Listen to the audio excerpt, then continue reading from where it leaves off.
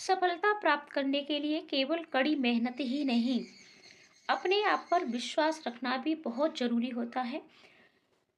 और इसके साथ-साथ पूर्ण लगन के साथ कोई भी तैयारी आप कर रहे हैं, तो उसको पूर्ण लगन के साथ करिएगा, क्योंकि कड़ी मेहनत तो सब करते हैं, लेकिन फिर भी कड़ी मेहनत के बावजूद भी कुछ बच्चे असफल हो जाते हैं। तो पूर्ण लगन के साथ, ठीक है, पूर्ण लगन के साथ और अपने आप पर विश्वास के साथ आप अपनी मंजिल की ओर बढ़िएगा।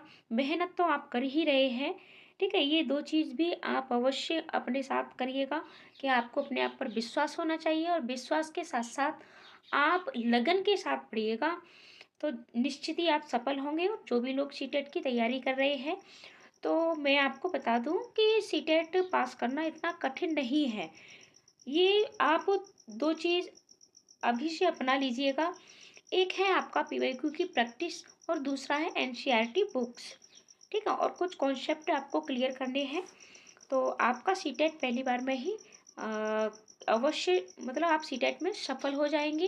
और साथ ही साथ जो बच्चे बार-बार असफल हो जाते हैं, वो भी अवश्य सफल होंगे।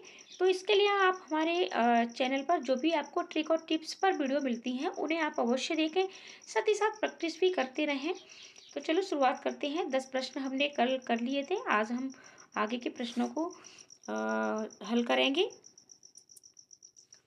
प्रश्न है आपका, बच्चे डैश को छोड़कर अन्य सभी के द्वारा लिंग भूमिकाएं ग्रहण करते हैं। यानी लिंग भूमिकाएं बच्चे कहाँ-कहाँ से ग्रहण करते हैं। लिंग भूमिकाएं अर्थात स्त्री पुरुष, ठीक है? ये स्त्री है, ये पुरुष है, ये लड़का है, ये लड़की है, इस तरीके की लिंग भूमिकाएं कहाँ-कहाँ से करते हैं। मीडिया, तो मीडिया से भी है, सामाजिकरण भी है और संस्कृत भी। यहाँ तीनों में ही आपको लिंग भूमिकाएं देखने को मिल जाएंगी, लेकिन ट्यूशन में ऐसा नहीं है। ट्यूशन में सभी बच्चे साथ पढ़ते हैं। आगे का प्रश्न देखेंगे।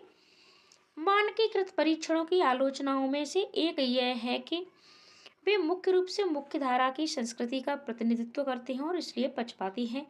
उनकी भाषा को समझना मुश्किल है। परीक्षण बड़ी आबादी पर लागू नहीं किए जा सकते हैं। वे बच्चे की क्षमता की स्पष्ट तस्वीर नहीं देते हैं। ठीक है, मानकीकृत परीक्षणों की आलोचनाओं में से तो आपको आलोचना देखनी है, तो उनकी भाषा को समझना मुश्किल है, ये भी गलत है। और बड़ी आबादी पर लागू नहीं किए जा सकते हैं, बहुत बड़ी आबादी पर लागू किए जा सकते हैं जब भी ये परीक्षण होते हैं। और वे बच्चे की क्षमता की स्पष्ट स्पष्ट ही तस्वीर देते हैं कि 2 साल का बच्चा हमारा कितना चीज़ सीख सकता है, 1 साल के बच्चे की कितनी क्षमता होती है। तो आलोचनाओं में से एक है कि वे मुख्य रूप से मुख्य धारा की संस्कृति का प्रतिनिधित्व करते हैं और इसलिए पक्षपाती होते हैं। अगला प्रश्न देखेंगे। एकाधिक बुद्धिमानी का सिद्धांत कहता है कि बुद्धि तेजी से बढ़ाई जा सकती है। बुद्धि कई प्रकार की हो सकती है। पेपर पेंसिल परीक्षण सहायक नहीं है। प्रभावी अध्यापन के द्वारा बुद्धि बढ़ाई जा सकती है। अब एकाधिक बुद्धिमानी का सिद्धांत कहता है, यानी एकीकरण का सिद्धांत, ठीक है? और बुद्धि के आपके कारक हैं, एक कारक, दो कारक, तीन, ठीक है? इस तरीके से त्रितंत्र का, बहुबुद्धि का, इस पर वीडियो भी आपको दी जा चुकी है। तो राइट आंसर आपका हो जाएगा कि बुद्धि कई प्रकार की हो सकती है, ठीक है? यानी बुद्धि कई प्रकार की हो सकती है। अगला प्रश्न है, शिक्षक सीखने के लिए मूल्यांकन और सीखने के मूल्यांकन दोनों का उपयोग कर सकते हैं।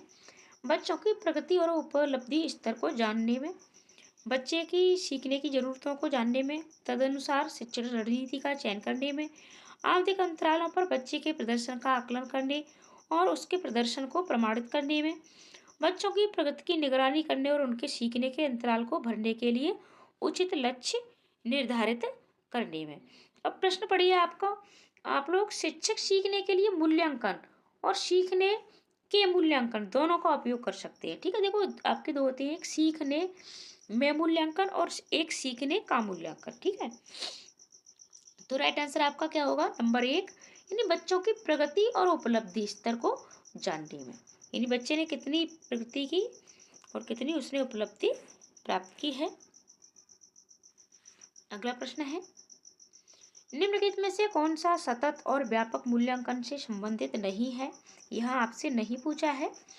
इसे भारत के शिक्षा के अधिकार अधिनियम द्वारा अनिवार्य किया गया है। यह शिक्षण अधिगम प्रक्रिया का एक अभिन्न अंग है। ये विभिन्न शिक्षा क्षेत्रों में बच्चे की उपलब्धि पर केंद्रित है। ये बच्चों को धीमे, खराब या बुद्धिमान के रूप में चिन्हित करने में उपयोगी है।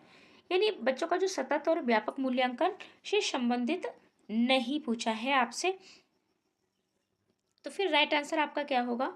राइट आंसर आपका हो जाएगा नंबर 4, कि ये बच्चों को, यानी आपके बच्चे धीमे हैं, खराब हैं या बुद्धिमान के रूप में चिन्हित करने में उपयोगी होता है, तो ऐसा नहीं है। ठीक है, सतत या व्यापक मूल्यांकन यानी बच्चे की पढ़ाई के दौरान ही हम उसका मूल्यांकन करते हैं, जैसे कि बीच बीच में बच्चों से प्रश्नों का पूछना। तो इस तरीके से ये शिक्षा अधिगम प्रक्रिया का अभिन्न अंग भी है। ये यानी तीनों आपके सही है, यही आपका एक गलत है, तो ये आपका राइट आंसर नहीं होगा। बच्चों में प्रतिभाशालिता डैश के कारण हो सकती है। आनुवंशिकता और वातावरण के बीच एक अंतःक्रिया, एक संसाधन समृद्ध वातावरण, सफल माता पिता, एक अनुशासित दिनचर्या। तो देखो, हमारा प्रश्न है कि प्रतिभाशालिता के कारण यानी क्या कारण हो सकते हैं। तो बहुत सारे संसाधन, ये प्रतिभाशालिता हो जाए तो सभी बच्चों को संसाधनों से ही हम प्रतिभाशाली बना सकते हैं, तो ये राइट आंसर नहीं होगा। जिसके माता पिता सफल हों उसके बच्चे भी सफल हो, ये भी गलत है। और एक अनुशासित दिनचर्या से भी अगर सब सफल हो जाएं, सब प्रतिभाशाली हो जाएं, ठीक है, तो ये भी गलत है। तो राइट आंसर है आपका आनुवंशिकता और वातावरण के बीच एक अंतःक्रिया। हो सकता है आनुवंशिक गुण हो और साथ ही साथ उसका वातावरण। अगला प्रश्न है, सामाजिक आर्थिक रूप से वंचित पृष्ठभूमि से आने वाले बच्चों को कक्षा के माहौल की आवश्यकता होती है। जो यानी सामाजिक और आर्थिक रूप से वंचित, चाहे वो समाज से वंचित हों, चाहे वो आर्थिक रूप से वंचित हों, तो ऐसे बच्चों से उन्हें अच्छा व्यवहार सिखाता है, उनका सांस्कृतिक और भाषाई ज्ञान को महत्व देता है तथा उनका उपयोग करता है,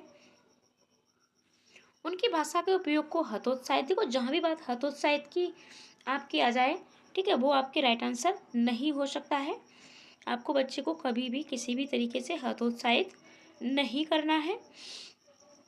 बच्चों को उनकी क्षमताओं के आधार पर वर्गीकृत करता है, तो क्षमताओं के आधार पर भी आपको बच्चों को वर्गीकृत नहीं करना है।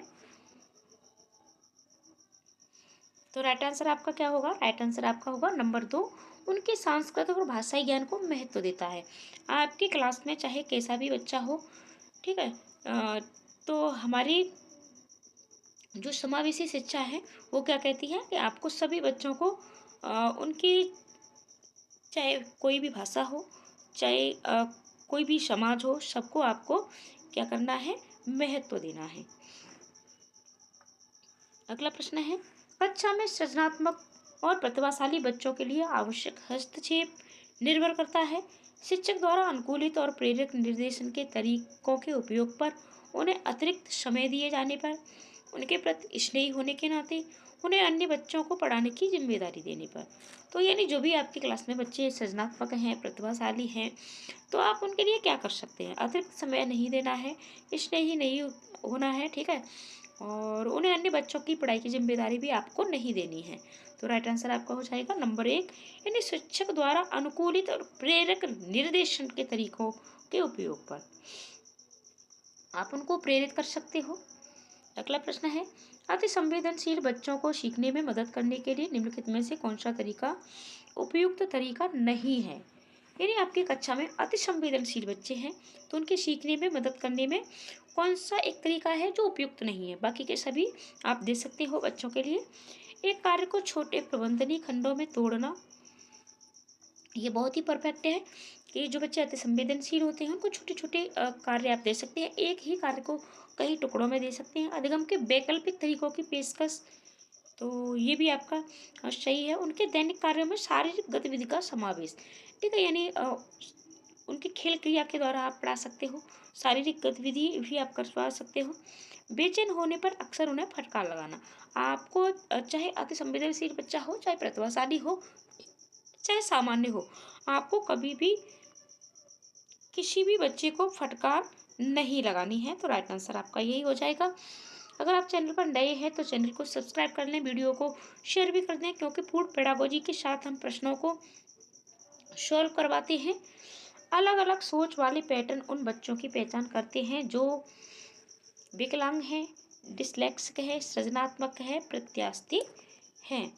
तो ये प्रश्न आप लोगों के लिए है, इसका आंसर आपको देना है। तो मिलते हैं ऐसे ही अगली वीडियो में, और कमेंट में इसका आंसर अवश्य देना। ठीक है, आपको इस प्रश्न का आंसर कमेंट अवश्य करना है। जो भी पहले आंसर करेगा उसका आंसर पिन किया जाएगा। तो मिलते हैं अगली वीडियो में, और अगली वीडियो में हम इस प्रश्न का आंसर भी आपको देंगे, और चाहे तो हम पिन भी करेंगे।